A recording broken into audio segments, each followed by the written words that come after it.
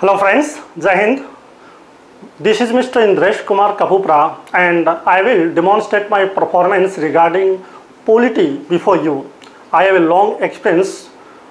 You can understand minimum 15 years of teaching of polity and I want that you listen to me carefully. I will elaborate everything before you and the topic of today is national emergency. What is Article 352?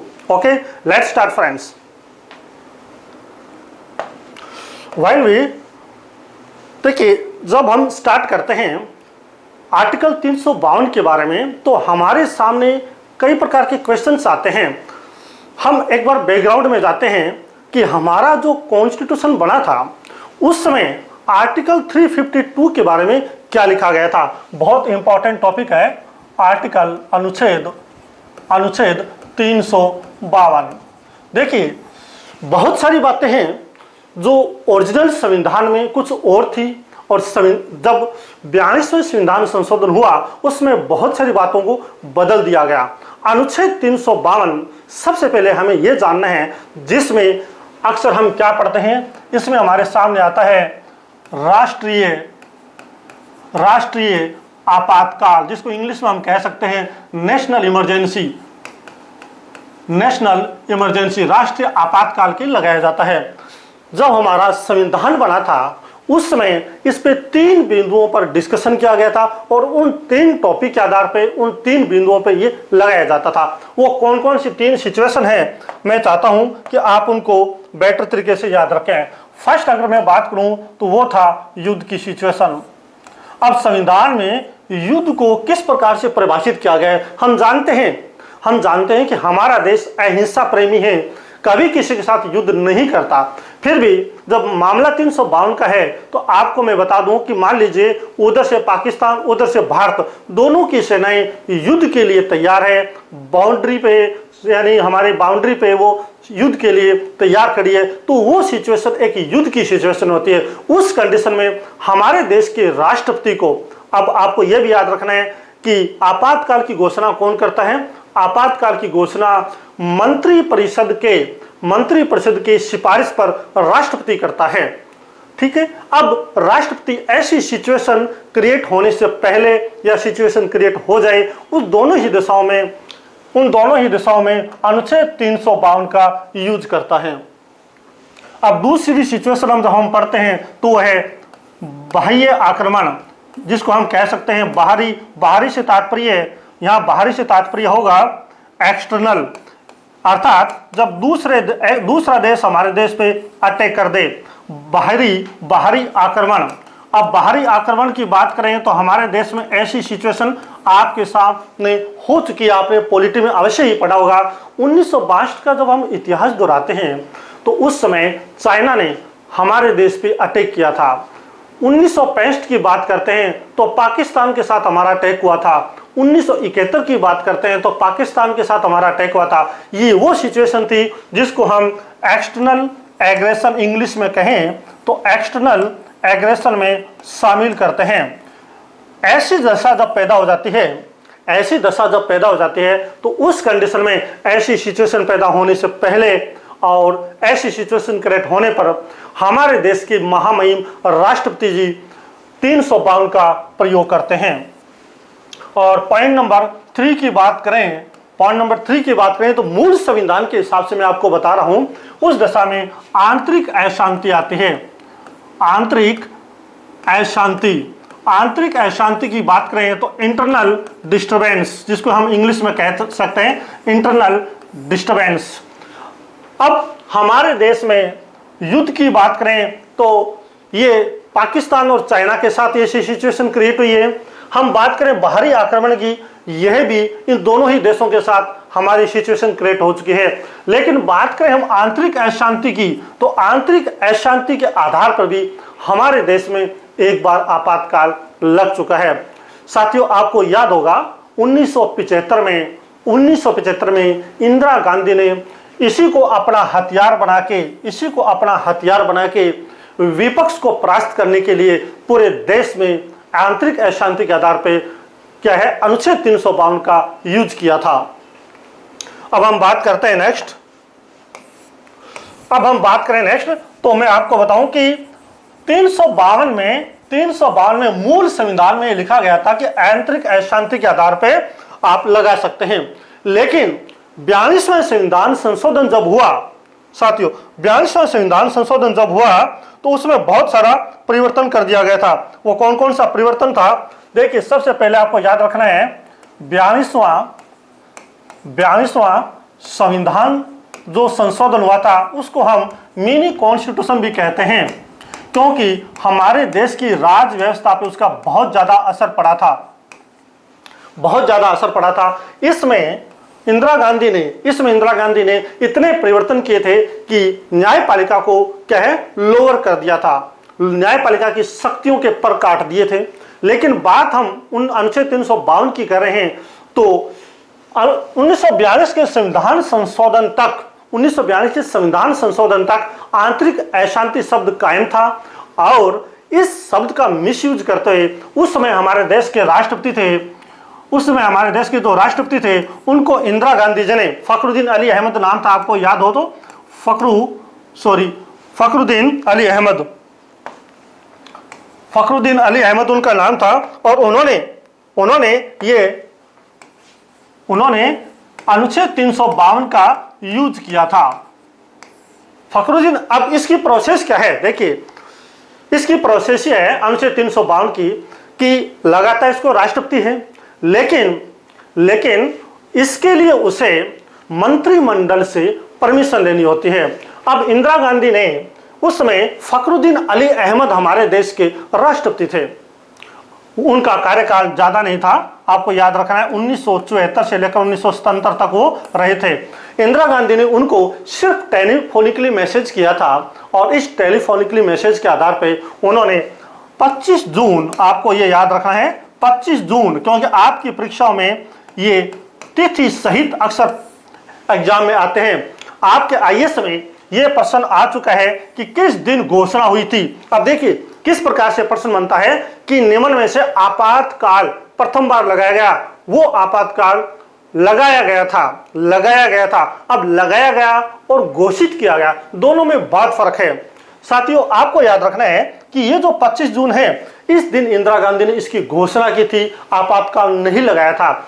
आपातकाल 26 जून सुबह से सुबह की बात करें तो सुबह होने से पहले यानी 12 बजे के बाद आपातकाल लागू हो चुका था 1975।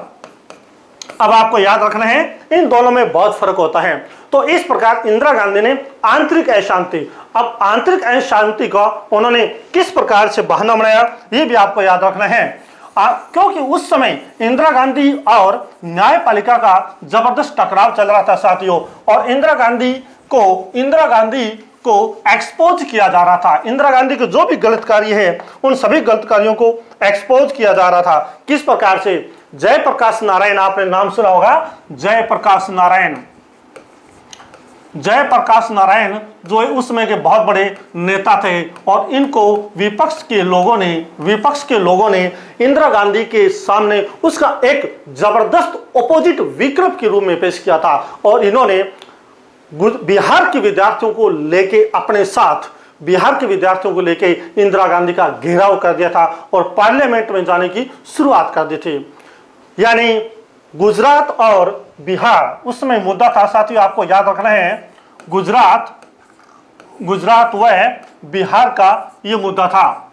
गुजरात और बिहार में कांग्रेस की सरकार थी, और इन दोनों ही जगह जो कार्य हो रहा था वो सही नहीं हो रहा था, असंवैधानिक स्थिति पैदा हो गई थी। ऐसी कंडीशन में जयप्रकाश नारायण ने बिहार के विद्यार्थियों को अपने साथ लिया, मगर गुजरात के जो मैटर था, गुजरात का वो मैटर शांतिपूर्वक सोल्व हो गया था, उनका समाधान हो गया था। अब बिहार के विद्यार्थियों को लेके जो जयप्रकाश नारायण ने घोषणा की कि या तो इंदिरा गांधी अपना त्यागपत्र दे, अन्यथा बिहार में कांग्रेस शासित राज्य में जिस प्रकार का असंवैधानिक कार्य हो रहे हैं, जनता परेशान है, वहां पर वहां पर कांग्रेस कोई कदम नहीं उठा रही है जनता को शांत करने की, वहां की स्थिति को सुधारने की। अगर इंदिरा गांधी ने इस प्रकार की सिचुएशन को नहीं सुधारा तो हमें पूरे देश को अपने साथ लेके वहां की सरकार को बदलना होगा।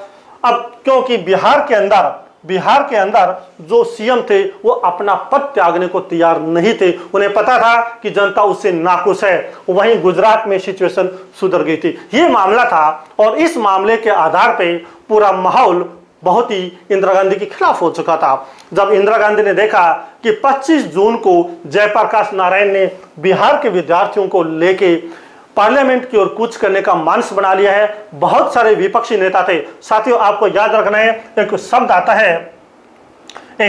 है सिंडिकेट। एक शब्द आता है सिंडिकेट। सिंडिकेट की बात करें तो ये क्या था? ग्रुप ऑफ, आपको याद रखना है, ये बहुत इंपॉर्टेंट क्वेश्चन है। ग्रुप ऑफ कांग्रेस लीडर्स, यानी कांग्रेस के जो नेता थे उनका एक समूह था, एक ग्रुप था। अब इस ग्रुप में कौन कौन थे? इंदिरा गांधी क्यों परेशान थी? इंदिरा गांधी किस प्रकार से अपनी डिक्टेटरशिप शो कर रही थी? यहां तक कि उसने सिंडिकेट के पुराने नेताओं को भी दरकिनार कर दिया था। ये जो नेशनल इमरजेंसी का माहौल बना था, ये सारी स्थिति हमारे मानस में फिट होना जरूरी है। आप चाहे आरएस के स्टूडेंट हैं, आप चाहे आईएएस के स्टूडेंट हैं, लेकिन जब तक आपको हर सिचुएशन का, हर फैक्ट का बेटर तरीके से पता नहीं होगा, आप उस क्वेश्चन का आंसर नहीं दे सकते। इसलिए आपको यह जानना जरूरी है कि सिंडिकेट क्या है। आपके आरएस और आईएएस में प्रश्न आ चुका है और मैं इसलिए चाहता हूं कि सिंडिकेट क्या है। यह कांग्रेस के पुराने नेताओं का एक समूह था और इसमें कौन कौन से नेता थे आपको याद रखना है। के कामराज जो कि तमिलनाडु के सीएम भी रह चुके थे। और इसके साथ में बात करूं सेकंड नंबर की, अतुल्य घोष जो कि बंगाल के एक नेता थे अतुल्य घोष। ये सारे वो नेता थे जिनको कांग्रेस में पुराना अनुभव था और वो इंदिरा गांधी के बारे में ये सोच रखते थे कि ये हमारी सहायता के बिना कार्य नहीं कर सकते।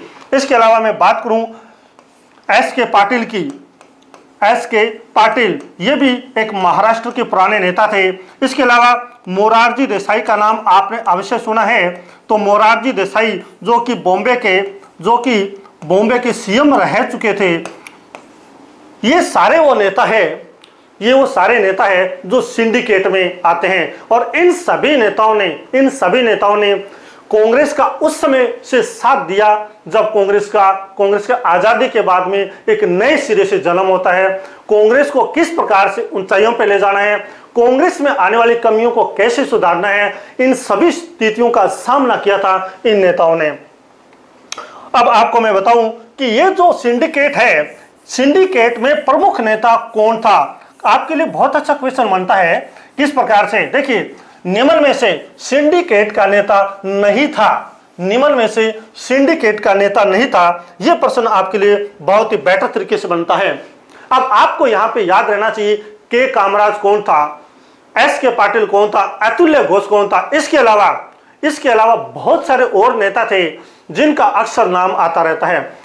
इंदिरा गांधी इन लोगों से क्यों नाराज थी? देखिए, जब हम नेशनल इमरजेंसी की बात कर रहे हैं तो हम थोड़ा पीछे भी चले जाते हैं। 1967 का वो माहौल था जब देश के हालात बहुत खराब थे।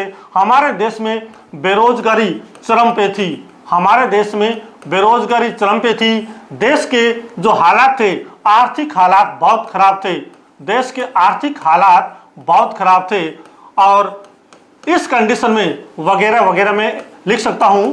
देखिए, इस कंडीशन में इंदिरा गांधी के सामने एक बहुत बड़ी चैलेंज थी और फर्स्ट टाइम इंदिरा गांधी उसमें पीएम बनी थी। मोरारजी देसाई वर्सेस इंदिरा गांधी का टाइम चल रहा था। मोरारजी देसाई भी पीएम बनना चाहते थे, लेकिन कांग्रेस के नेताओं ने इंदिरा गांधी को सेलेक्ट किया, वो पीएम बन गई। लेकिन ये माहौल जो था उसके खिलाफ चलता गया। एक देश के हालात खराब थे, ऊपर से कांग्रेस के पुराने नेता उसके अगेंस्ट थे। आपको याद होगा कांग्रेस 2 भागों में बन चुकी थी। अगर हम बात करें कांग्रेस की तो आपको याद रखना है उसमें कांग्रेस ओ अर्थात ऑर्गेनाइजेशन। दूसरी हम बात करें कांग्रेस की तो यहां पे एक आर आता है, आर यानी रिक्विजिशनिस्ट, REQUSIOTI,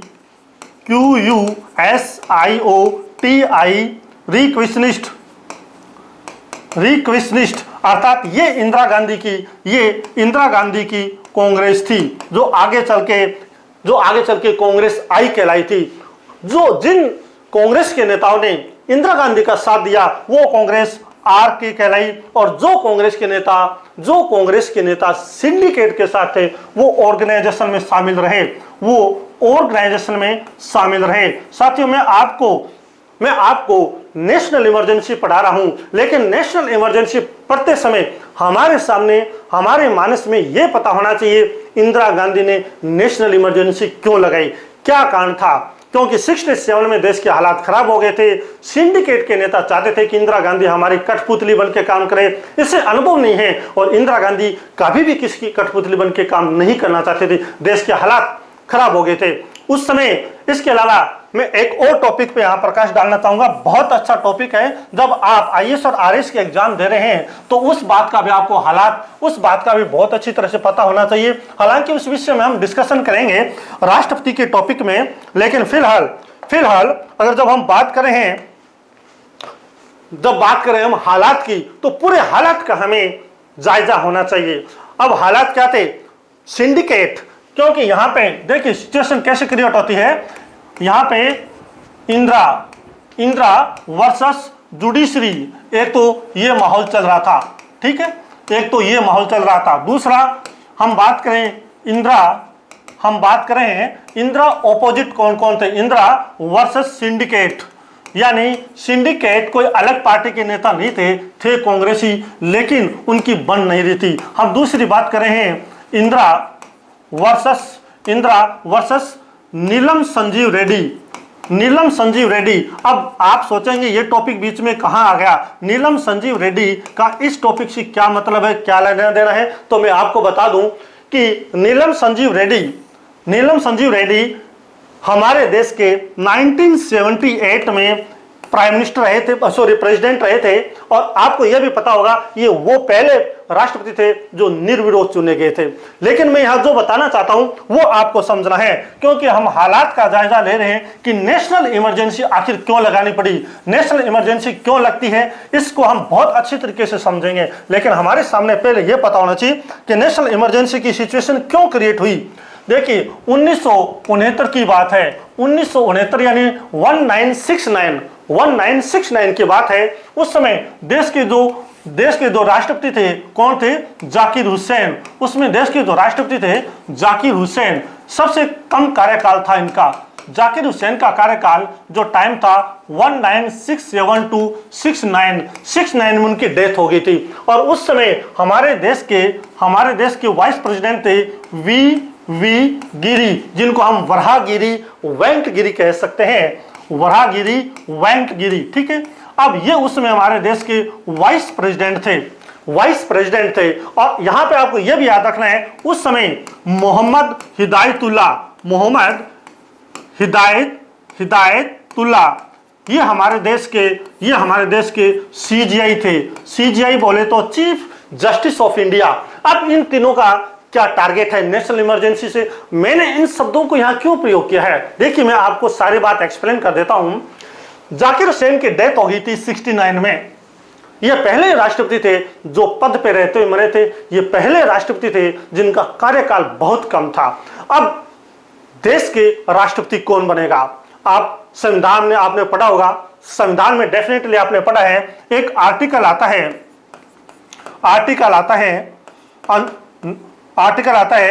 ये 65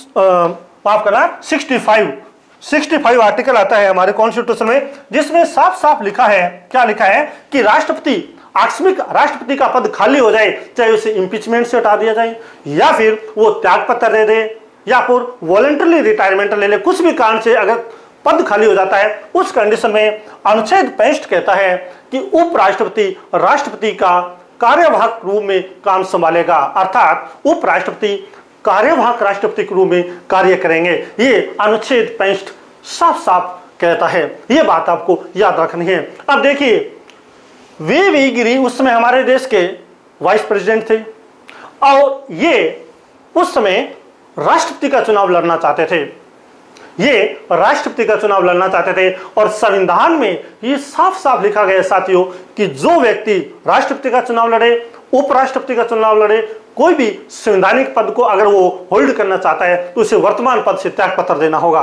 अब ऐसी कंडीशन में जाकिर हुसैन साहब की डेथ हो गई, वी गिरी ने त्याग पत्र दे दिया, वी गिरी ने त्याग पत्र दे दिया और ऐसी कंडीशन में न हमारे देश का राष्ट्रपति था न उपराष्ट्रपति था। बहुत अच्छा क्वेश्चन बनता है, अक्सर आपके प्रतियोगी परीक्षाओं में प्रश्न पूछा भी जाता है। और क्या कारण है, कांड और कथन, स्टेटमेंट, नरेशन, इन सभी प्रकार के प्रश्नों में ये सूटेबल प्रश्न बनता है। ये तो अब हालात क्या बनते हैं, जब पद राष्ट्रपति का खाली हो जाए, उस समय उपराष्ट्रपति का भी पद खाली हो जाए, तो देश के कार्यवाहक राष्ट्रपति का काम कौन संभालेगा। मुझे पता है, इस बात का आपको आभास है कि उस समय सीजेआई पद संभालते हैं और उस समय हमारे देश के सीजेआई थे मोहम्मद हिदायतुल्लाह। देखिए साथियों, मुझे पता है आप जानते हैं, लेकिन मेरा प्रश्न ये है कि मोहम्मद हिदायतुल्लाह को हम क्यों याद करें। सिर्फ इसीलिए याद नहीं करते कि वो कार्यवाहक राष्ट्रपति बने, बल्कि इसलिए हम उनको याद करते हैं कि वो पहले व्यक्ति थे जो प्रथम बार उन्हें यह सौभाग्य मिला था देश के कार्यवाहक राष्ट्रपति के रूप में काम करने का। देश के कार्यवाहक राष्ट्रपति के रूप में कार्य करने का प्रथम सौभाग्य किस व्यक्ति को मिला? निम्न में से आप सही कथन पे टिक कीजिए। बहुत अच्छा प्रश्न है। तो ये पहले मोहम्मद हिदायतुल्लाह है। जब बात मोहम्मद हिदायतुल्लाह की चली है तो याद रखना, ये वो व्यक्ति है जो देश के कार्यवाहक राष्ट्रपति भी रहे, उपराष्ट्रपति भी रहे, सीजेआई भी रहे और राज्यपाल भी रहे। चारों पदों को उन्होंने सुशोभित किया था। साथियों, मैं आपको अनुच्छेद 352 पढ़ा रहा हूं। मैं अवश्य जानता हूं कि मैं टॉपिक से नहीं भटक रहा हूं, लेकिन सारे हालात का जायजा लेता हुआ मैं आपको पूरे टॉपिक को एलाबोरेट करना चाहता हूं आपके सामने, ताकि ये पूरा कॉन्सेप्ट आपका क्लियर हो जाइए। आर्टिकल 65 आप समझ गए हैं। चलिए, अब जो मेरा टॉपिक था समझाने का वो क्या था? वो ये था कि उस समय राष्ट्रपति का चुनाव चल रहा था। इंदिरा गांधी वर्सेस सिंडिकेट का ये टाइम था और सिंडिकेट चाहते थे कि राष्ट्रपति वो व्यक्ति बने जो उनका फेवर का हो।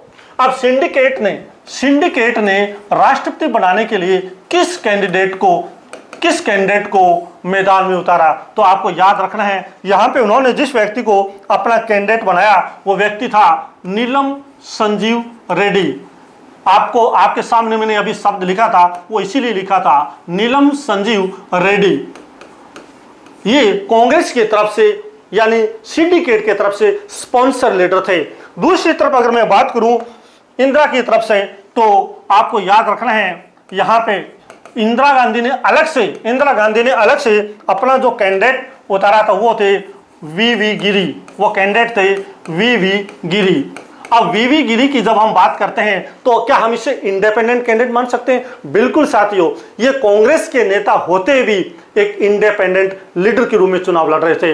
ये इंदिरा स्पॉन्सर्ड लीडर थे, जबकि ये कांग्रेस की तरफ के नेता थे। और कितनी अच्छी बात है कांग्रेस के लिए कि उनका इंडिपेंडेंट लीडर वी गिरी उस समय चुनाव जीत गया था और सिंडिकेट का लीडर चुनाव हार गया था। तो ये बात मैंने इसलिए बताई थी। ये टाइम था साथियों, ये हालात वो थे कि इंदिरा गांधी ने क्यों देश में आर्टिकल 352 का यूज किया। मैं आपको ये सारी बैकग्राउंड बताता हुआ आपके सामने पूरा कॉन्सेप्ट क्लियर करने जा रहा हूं। अब आती है कहानी नेशनल इमरजेंसी की। नेशनल इमरजेंसी कौन लगाता है? आपको याद होगा, ये काम है राष्ट्रपति का।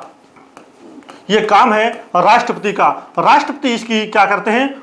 प्रोक्लेमेशन करते हैं। राष्ट्रपति इसकी प्रोक्लेमेशन करते हैं। हमारा कॉन्स्टिट्यूशन इस बारे में क्या कहता है?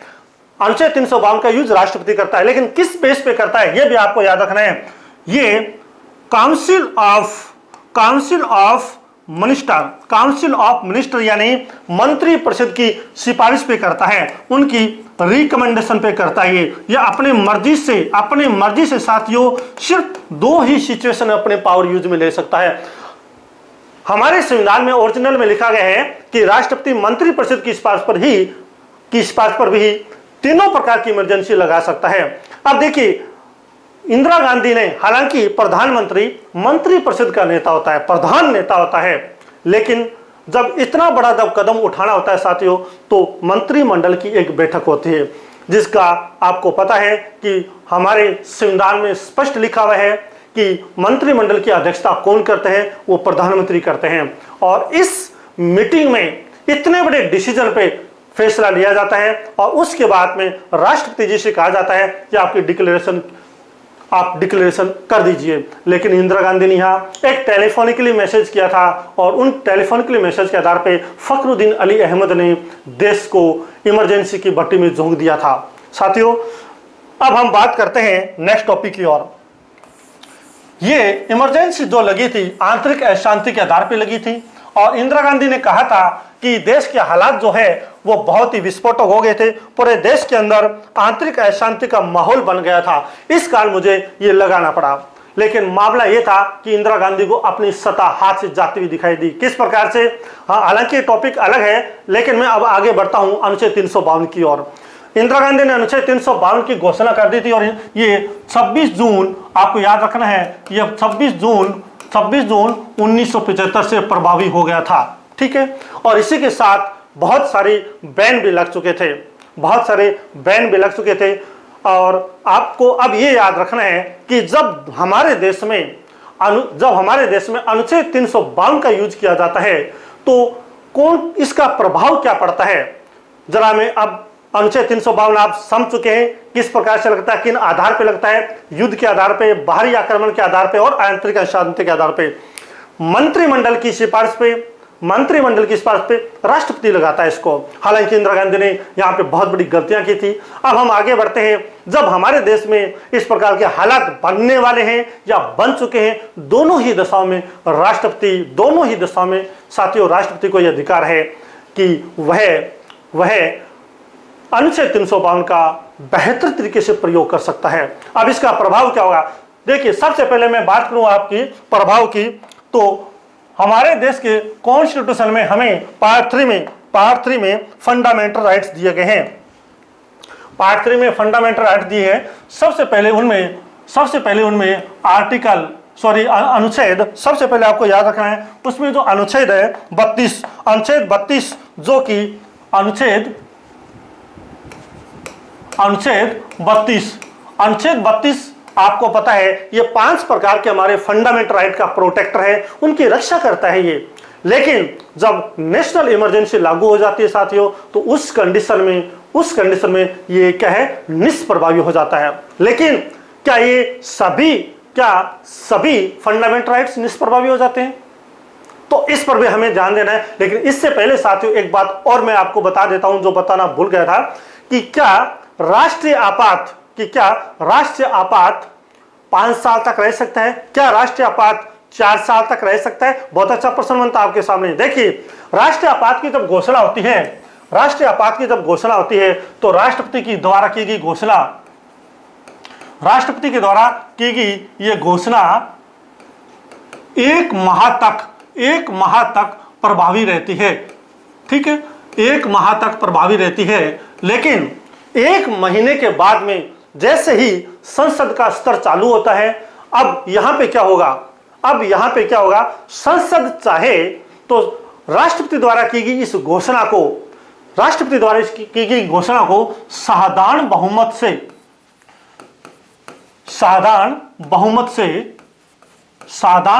से क्या कर सकती है, इसको रिवोक कर सकती है। रिवोक का मतलब क्या होता है साथियों? रिवोक का मतलब होता है इसको हटाना, समाप्त करना। राष्ट्रपति ने मंत्रिमंडल की सिफारिश पे अनुच्छेद 352 की घोषणा कर दी। अब उस समय संसद सत्र में नहीं थी, तो राष्ट्रपति द्वारा जारी की गई इस घोषणा का प्रभाव 1 महीने तक रहेगा। लेकिन जैसे ही संसद सत्र में आएगी, अब इस घोषणा को जारी रखना है या समाप्त करना है, ये डिपेंड करता है संसद पे। अब मान लीजिए संसद चाहती है कि नहीं, अनुच्छेद 352 का यूज नहीं करना, तो वह साधारण बहुमत से क्या करेगी, इसको समाप्त कर देगी। लेकिन अगर संसद चाहती है कि हमें इसको जारी रखना है, तो उसे एक विशेष बहुमत विशेष बहुमत। ये विशेष बहुमत से क्या तात्पर्य है, यानी specific majority. I am saying this is specific majority and this specific majority क्या होती है, तो वहां पे 2/3 बहुमत यानी 2/3 मेजोरिटी, 2/3 मेजोरिटी से उसको ये बिल पास करवाना होगा पार्लियामेंट को। जैसे 2/3 मेजोरिटी से बिल पास हो जाएगा तो इस नेशनल इमरजेंसी का कार्यकाल यानी इसका जो टेन्योर है, इसका जो पीरियड है वो कितना बढ़ जाएगा, वो 6 माह तक जारी रहेगा। यानी एक बार संसद जब इसको 2/3 मेजोरिटी से परमिशन दे देगी तो ये राष्ट्रीय आपात 6 महीने तक चालू रहता है। साथियों, आपको याद रखना है कि ये कितने समय तक चालू रहता है, यानी इसका मैक्सिमम टाइम क्या है, मैक्सिमम टाइम कितने समय तक हम लगा सकते हैं। तो इस विषय में हमारा संविधान, हमारा कॉन्स्टिट्यूशन साइलेंट है। संविधान में ऐसा कुछ भी वर्णित नहीं है जिसमें लिखा होगा कि राष्ट्रीय आपात इतने समय तक अधिकतम लगा सकते हैं। ऐसा कुछ भी वर्णित नहीं है, यहाँ संविधान मौन है। और आपको यह भी याद रखना है कि अधिकतम सीमा निश्चित नहीं है। अब आपको मैं बात बता दूं कि राष्ट्रीय आपात का प्रयोग हमारे देश में अभी तक एक बार हुआ है, वो इंदिरा गांधी द्वारा यूज किया गया था। अब हम आगे बढ़ते हैं और हमारा जो टॉपिक है वो ये है कि राष्ट्रीय आपात का प्रयोग कौन करता है, क्यों करते हैं, राष्ट्रीय आपात क्या होता है, किन किन आधारों पर लगाया जाता है, हमारे देश में कितनी बार लगाया जा चुका है। बहुत सारे क्वेश्चन इससे जनरेट होते हैं और जितने भी प्रश्न बनेंगे वो आपके लिए फायदेमंद है। मैंने आपको प्रभाव के बारे में बताया कि ये इसका प्रभाव रहता है और अब मैं आपको ये बता रहा हूं कि अनुच्छेद, इस अब जो मैं बताने जा रहा हूं वो है इसका प्रभाव। तो हम बात करें आर्टिकल 32 मौलिक अधिकार 32। मौलिक अधिकार 32 में क्या लिखा है, आपको याद होगा कि पार्ट 3, आपको याद होगा हमारे कॉन्स्टिट्यूशन का पार्ट 3 जिसमें अनुच्छेद 12 से लेकर 35 तक हमारे भारतीय नागरिकों को जो मौलिक अधिकार दिए गए उनके विषय में विशद व्याख्या की गई है। और अब उनमें बात हम अनुच्छेद 32 की करते हैं। अनुच्छेद 32 जिसको हम कह सकते हैं राइट टू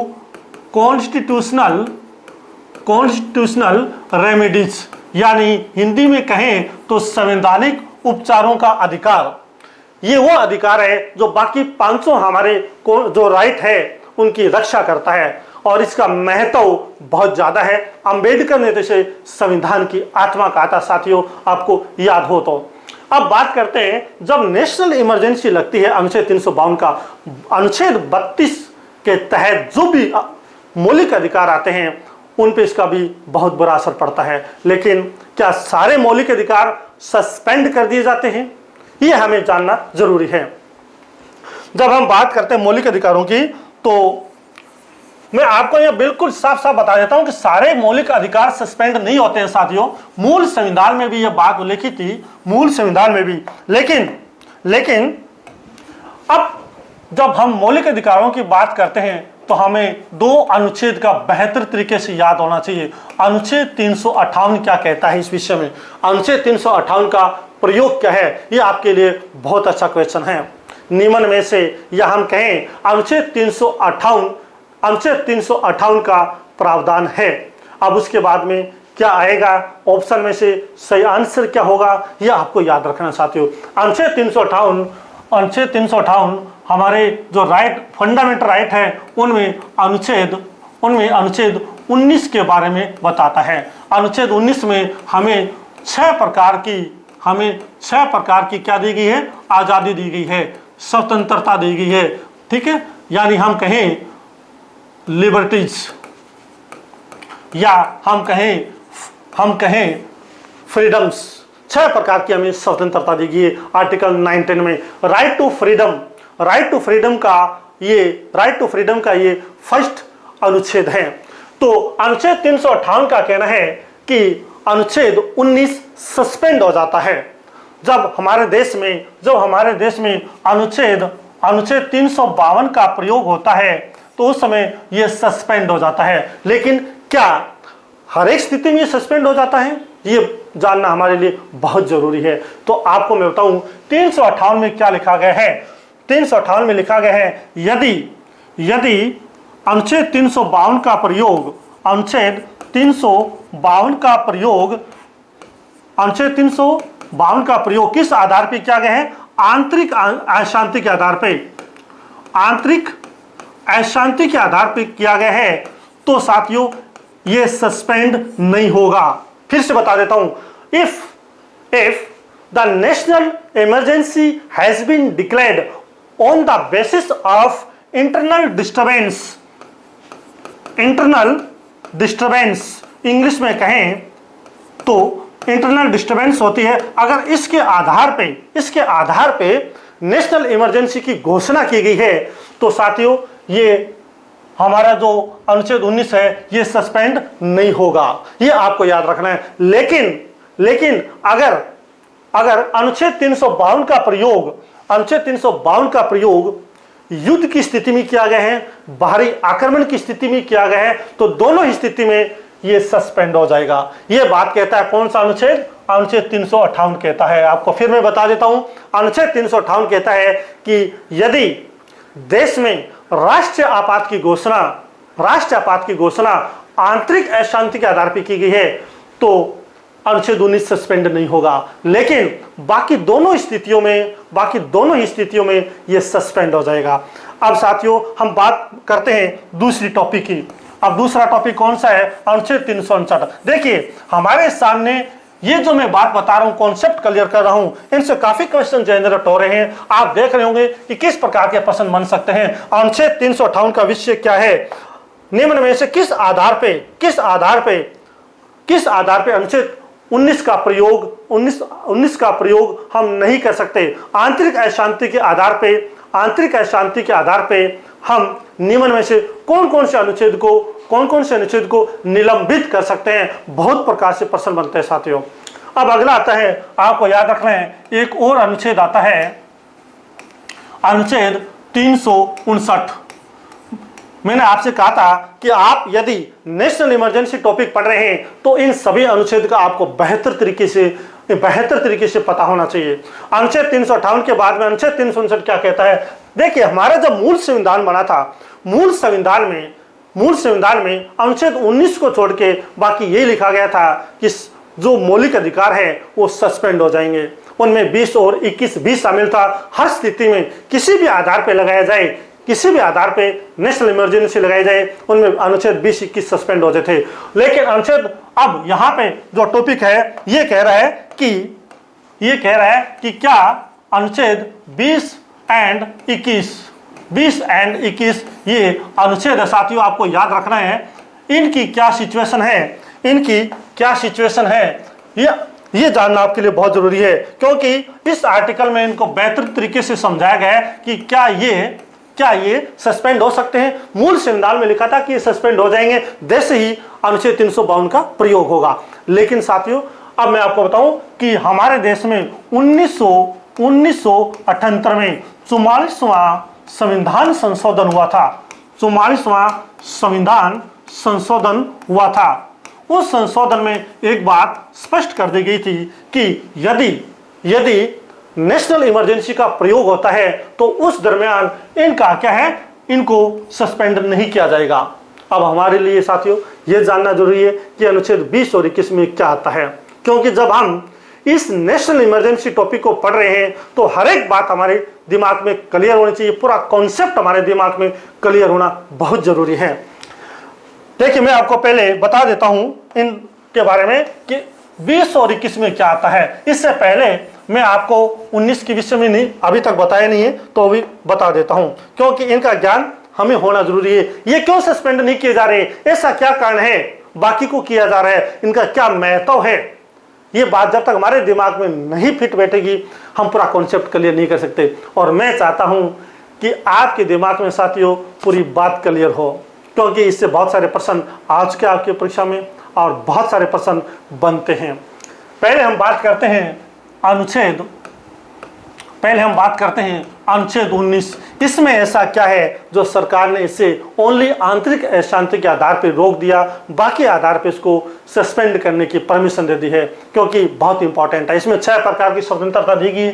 आपको याद होगा जब हम बात करते हैं इसकी, तो कौन कौन सी वो बातें हैं जिनके आधार पर हम इसको सस्पेंड नहीं कर सकते। मैं यहाँ पे ज़्यादा डिस्कशन नहीं करूँगा। राइट टू, देखिए ये हमारा अधिकार है, right to freedom, right to freedom, इसके तहत ये आती है। राइट टू फ्रीडम यानी इसके तहत ये आर्टिकल 19 आता है। अब जब हम इसको महत्व दे रहे हैं तो थोड़ा समझ लेते हैं। पहला आता है इसके अंदर, फर्स्ट टॉपिक होगा right to assemble, right to assemble. लेकिन राइट टू असेंबल से तात्पर्य विदाउट वेपन यानी बिना हथियारों के इकट्ठा होना। हमें संविधान में अनुच्छेद 19 ये कहता है कि आप कहीं भी इकट्ठे हो सकते हैं, लेकिन आपके पास हथियार नहीं होना चाहिए। आप शांतिपूर्वक इकट्ठा हो सकते हैं, आप भाषण दे सकते हैं, आप कहीं पर भी अपना असेंबली कर सकते हैं, लेकिन इसका प्रयोग मिसयूज नहीं होना चाहिए। साथियों, बहुत सारी बातें हैं फंडामेंटल राइट्स में। ये जो फंडामेंटल राइट्स हमें दिए गए एब्सोल्यूट नहीं है, इन पे भी पाबंदियां हैं, लेकिन मैं कुछ एक बातें इसमें आपको बता रहा हूं कि इनको क्यों नहीं सस्पेंड किया गया। दूसरा अगर हम करें तो इसमें आ जाता है राइट टू ट्रेड। मैं ज्यादा नहीं लूंगा आपका पॉइंट, कुछ एक पॉइंट बता रहा हूं। व्यापार करना, हिंदुस्तान के किसी भी हिस्से में जाके आप व्यापार कर सकते हैं। देखिए, जब नेशनल इमरजेंसी लग जाती है तो बहुत सारे लोगों का इस पर विपरीत असर पड़ता है, वो अपना काम नहीं कर सकते। हम बात करें पॉइंट 3 की तो इसमें आ जाता है राइट टू विजिट, आप पूरे देश में कहीं भी घूम सकते हैं। हम बात करते हैं पॉइंट 4 की, राइट टू, देखिए हम बात कर रहे हैं आर्टिकल 19 की, मैं लास्ट टॉपिक की बता रहा हूं। इसमें assemble without weapon, trade, visit, कहीं भी पूरे देश में आप जा सकते हैं, कहीं पर भी सेटल हो सकते हैं। ये इसमें टोटल 6 टॉपिक है, लेकिन मैंने आपको ये टॉपिक क्यों बताए, इसमें इतनी महत्वपूर्ण बातें हैं जिनका हमारे जीवन पे विपरीत असर पड़ सकता है यदि ये अनुच्छेद 19 सस्पेंड कर दिया जाए। हमें पता है युद्ध की स्थिति में हम नहीं कर सकते। हमारे देश पे अगर अटैक हो जाता है, साथियों चाइना के साथ अगर हमारा अटैक हो गया, हमारा व्यापार ईस्ट इंडिया के साथ है, तो हमें पता है कि हम उधर नहीं जा सकते, विपरीत असर पड़ेगा। लेकिन आंतरिक अशांति के आधार पर लगाया गया है तो हम काफी हद तक इस बात को दबा सकते हैं, हम अपना काम कर सकते हैं, हम अपने व्यापार को चालू रख सकते हैं, हम घूमने भी जा सकते हैं। तो ये कुछ इंपॉर्टेंट बातें मैंने आपको बताई है, इसमें टोटल 6 है, लेकिन जब हम फंडामेंटल राइट्स पढ़ेंगे तो उसमें सारी बातें हम सिस्टमेटिकली तरीके से एक्सप्लेन करेंगे। फिलहाल मैं इसलिए बता रहा हूँ, आपको याद रहे कि इनको क्यों नहीं हटाया गया, इनका क्या महत्व है। और दूसरी बात, अनुच्छेद 20 और 21 की कर रहे हैं तो वो भी आपको मैं बता देता हूं कि उनको क्यों नहीं हटाया गया। अनुच्छेद 20 में बात क्या करते हैं, इसमें 3 प्रकार के पॉइंट आते हैं, जिसमें अगर मैं पहली बात करूं, आपने अवश्य ही कई केसेज के नाम सुने होंगे, लेकिन मैं केसेज डिस्कस नहीं करूंगा। इसमें लिखा है कि पहला आता है नो बॉडी कैन बी इनक्रिमिनेटेड, यानी किसी को आप अपने खिलाफ गवाही देने के लिए बाध्य नहीं कर सकते। दूसरा हम बात करें तो आता है पनिश अकॉर्डिंग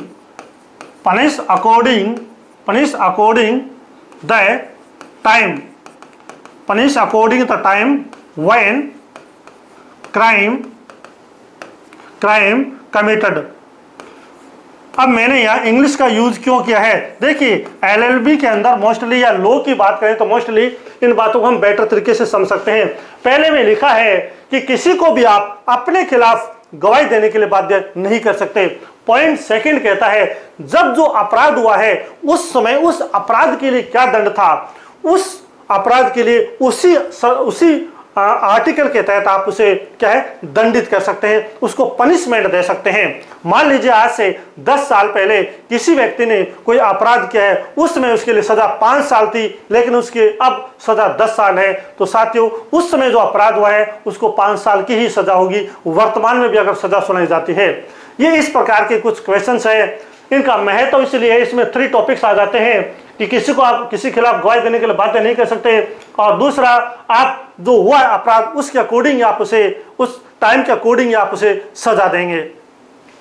अब तीसरे हम बात करें तीसरे टॉपिक की, तो वो आता है आर्टिकल 21। देखिए इसमें सारा डिटेल में आपको नहीं बता रहा हूं, सिर्फ ये बता रहा हूं कि इनका महत्व क्या है, क्योंकि फंडामेंटल राइट्स की जब हम बात करें तब इसको पूरी तरह से एक्सप्लेन करेंगे सिस्टमेटिकली तरीके से with supreme courts landmark decision, उनके डिसीजन के साथ हम इसको एक्सप्लेन करेंगे।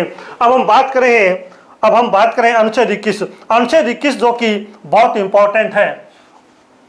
आपको याद होगा कि अनुच्छेद 21 के बारे में सुप्रीम कोर्ट भी काफी डिसीजन दे चुका है और इसको एक्सप्लेन करने के लिए। अब अनुच्छेद 21 क्या कहता है, राइट टू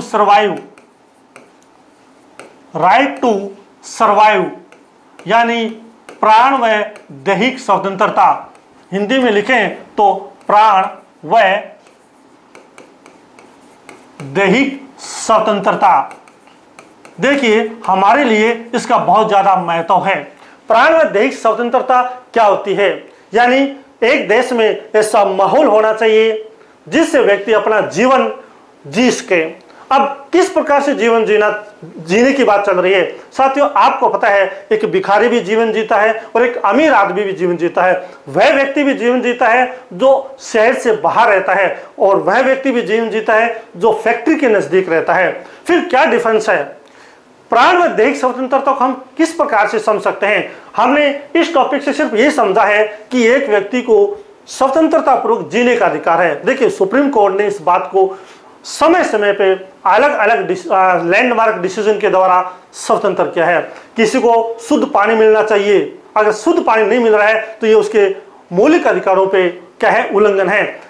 अगर आपका मान लीजिए आसपास का वातावरण सही नहीं है और फैक्ट्रियों से धुआं निकल रहा है, आपकी बॉडी पे मिस इंपैक्ट पड़ रहा है, तो शुद्ध वातावरण मिलना भी आपको जरूरी है। आप बिना शुद्ध वातावरण के नहीं जी सकते। साथियों आपको पता होगा कि अगर हम कहीं ऐसे माहौल में रह रहे हैं जब बहुत ज्यादा शोरगुल हो रहा है, हमारी बॉडी पे मिस इंपैक्ट पड़ता है, बहुत ज्यादा डेसिबल वहां पे आवाज आ रही है, हमें पता है कि मेंटली इनसेन हो सकते हैं, पागल हो सकते हैं, तो उस कंडीशन में कह रहे हैं कि हमारे लिए ऐसा माहौल होना चाहिए जो हमें पीसफुल तरीके से जीने की इजाजत दे। अब कुछ बात बता देता हूं कि साथियों अनुच्छेद 21 कहता है कि जो हमारे देश का संविधान है किसी को मरने की स्वतंत्रता नहीं देता, उसको जीने की स्वतंत्रता देता है। कोई अगर कहे कि सामने अपने आत्महत्या करना चाहता हूं तो संविधान कभी भी उसको आत्महत्या करने की परमिशन नहीं देता। अगर कोई जी भर के सोना चाहता है जिससे उसका मान के स्वास्थ्य पर विपरीत असर नहीं पड़े, हमें पता है कि एक स्वस्थ जीवन के लिए 6 घंटे सोना जरूरी है, लेकिन अगर उसको बीच में उठा दिया जाता है, 4 घंटे से ज्यादा सोने नहीं दिया जाता, अर्थात उसकी नींद में खलल डालना, तो आपको याद होगा सुप्रीम कोर्ट ने रामदेव वर्सेस ये केस आया था, रामदेव वर्सेस कांग्रेस। अब इस केस में कांग्रेस का क्या मामला था, आपको याद होगा जब कांग्रेस की सरकार थी और रामदेव को उस समय रात के 12 बजे के आसपास गिरफ्तार करके उसे ले जाया गया था, उसकी नींद खराब कर दी गई थी, तो उन्होंने सुप्रीम कोर्ट में पिटीशन लगाई थी। तो सुप्रीम कोर्ट ने कहा था किसी की नींद में खलल डालना भी उसकी राइट टू सर्वाइव अर्थात अनुच्छेद 21 का उल्लंघन है। इसी प्रकार साथियों एक केस आता है MC Mehta versus union of India. अब ये केस में क्या लिखा गया है, ये मामला है साथियों 1986 का। दिल्ली में Shri Ram foods and limited, Delhi में एक इंडस्ट्री थी साथियों श्री राम फूड्स लिमिटेड, हमें कह सकता हूं प्राइवेट लिमिटेड फैक्ट्री थी ये दिल्ली के पास ही। अब इससे क्या है, जो धुआं वगैरह निकलता था, आसपास का वातावरण शुद्ध नहीं रहता था। तो एमसी मेहता जो कि कश्मीर के एक प्रसिद्ध एडवोकेट थे, उन्होंने कोर्ट में पिटीशन लगाई थी सुप्रीम कोर्ट में, और सुप्रीम कोर्ट ने एमसी मेहता वर्सेस 1986 के केस में स्पष्ट कहा था कि किसी भी व्यक्ति को जीने के लिए शुद्ध वातावरण मिलना भी बहुत जरूरी है। और इसी प्रकार से साथियों मैं यहाँ पे एक और बताना चाहूंगा, अरुणा शान वर्सेस यूनियन ऑफ इंडिया, ये भी एक केस आया था, ये भी एक केस था जिसमें अरुणा शान नाम की एक महिला के साथ उसका सहकर्मी दुष्कर्म कर लेता है, जिसकी वजह से ये महिला कोमा में चली जाती है, और इसके हालात इतने खराब हो जाते हैं कि इसकी एडवोकेट सुप्रीम कोर्ट से पेटिशन लगा के रिक्वेस्ट करती है कि इसको मरने की परमिशन दी जाए, अर्थात इसका जीवन जीना बेकार हो गया है, बेटर है इसकी जीवन लीला समाप्त हो जाए। सुप्रीम कोर्ट का आदेश था कि यदि चार डॉक्टर्स की टीम अगर लिखित में दे तो हम इसे परमिशन दे सकते हैं। साथियों सुप्रीम कोर्ट ने परमिशन नहीं दी, और आपको मैं बताऊं कि सुप्रीम कोर्ट ने साथ में यह भी कहा था कि हम कभी भी किसी को मरने की परमिशन नहीं देते, सिर्फ जीने की परमिशन देते हैं। तो इस प्रकार से ये वो केसेस हैं, और भी बहुत सारे केसेस आते हैं साथियों, जिसके द्वारा सुप्रीम कोर्ट ने स्पष्ट किया था कि प्राण एवं दैहिक स्वतंत्रता क्या होता है। ये टॉपिक मैं आपको क्या बता रहा हूं, आर्टिकल 19 को थोड़ा सा मैंने आपको बताया इसलिए कि आखिर आंतरिक अशांति के आधार पर उसी को क्यों बचाया, बाकी को क्यों नहीं बचाया, क्योंकि इस इंसान की जीवनचर्या पे, इंसान के जीवन पे उसका विपरीत असर पड़ रहा है। अनुच्छेद 20 का मिसयूज हो सकता है, किसी भी व्यक्ति को अपने विरुद्ध गवाही देने के लिए बाध्य किया जा सकता था, किसी प्रकार उसका मिसयूज हो सकता था। अनुच्छेद 21 जो हमारे जीवन से जुड़ा हुआ है, हमारी प्राणी दैहिक स्वतंत्रता से जुड़ा हुआ है, इसका भी मिस इम्पैक्ट पड़ता है। तो ये तीनों अनुच्छेद बहुत जरूरी है, लेकिन 20 और 21 को बहाल करने की बात 44वें संविधान संशोधन द्वारा कही गई थी, और कहा गया था कि इनको सस्पेंड नहीं किया जाएगा जब नेशनल इमरजेंसी लागू हो जाए। बाकी सारे फंडामेंटल राइट्स सस्पेंड हो जाते हैं साथियों, इसको छोड़ के। मैं अब आगे आपको बताना चाहूंगा कि ये जो मैं आपको बता रहा हूं ये सारी नेशनल इमरजेंसी है, ये राष्ट्रीय आपात के वो प्रभाव है जो इंसान के जीवन को प्रभावित करते हैं। चलिए साथियों आगे हम बढ़ते हैं और बात करते हैं कि इसके अलावा और क्या असर पड़ सकता है। इसके अलावा वैसे हमारे संविधान में लिखा है कि नेशनल इमरजेंसी के समय राष्ट्रपति डिसीजन लेता है। राष्ट्रपति देश हित में कोई भी डिसीजन ले सकता है। अब हम बात करें प्रेस की, तो क्या प्रेस की स्वतंत्रता को भी छीना जा सकता है? प्रेस की स्वतंत्रता की अगर हम बात करें तो क्या प्रेस की स्वतंत्रता पर भी बैन लगाया जा सकता है? मैं यह बात स्पष्ट करना चाहूंगा साथियों कि 100% प्रेस पे पाबंदी लगाई जा सकती है। आपको याद होगा इंदिरा गांधी ने 25 जून की